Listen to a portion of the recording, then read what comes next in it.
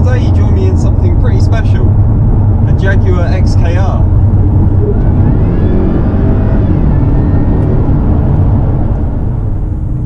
Launched in 1998, the XKR is essentially a sportier, tauter and faster version of the XK8.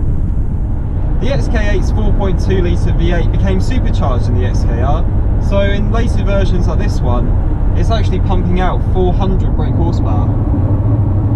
The suspension's been stiffened and lowered, and on the outside there's a few cosmetic additions like the bonnet vents, the lip spoiler and the huge alloy wheels, which distinguish the more powerful XKR from the XK8.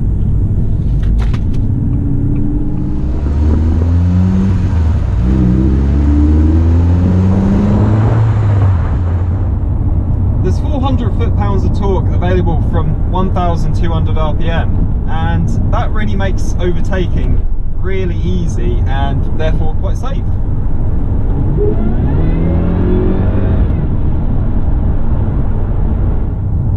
But while the XKR was a more focused and sportier version of the XK8, Jaguar still had to maintain its, say, older and more senior customer base. And to do that, the XKR still maintains all of its Grand Touring qualities that the XK8 had.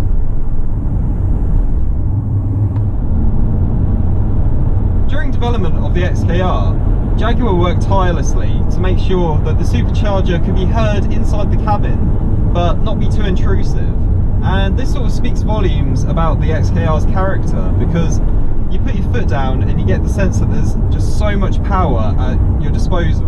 But at the same time, it's really quite refined and comfortable in it. The XKR really isn't a car to be attacking tight and twisty roads in or revving the nuts off, because the XKR is so much more happier thundering down a motorway and overtaking anything that comes across it. The way the XKR just thunders along and still maintains a really good level of driver involvement, ride quality and composure is really just quite spectacular, to be honest.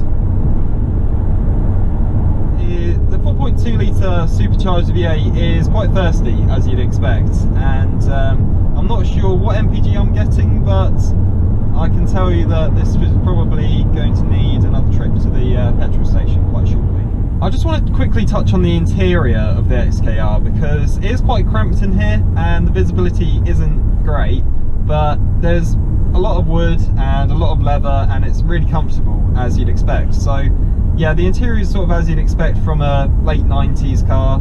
The dash is sort of riddled with buttons, and you get the sense that they didn't really know where to put each button, and as the sort of years went on and more things got added, they just kept adding, and yeah, it's kind of a bit of a hodgepodge. But other than that, it's yeah, it's quite a nice interior.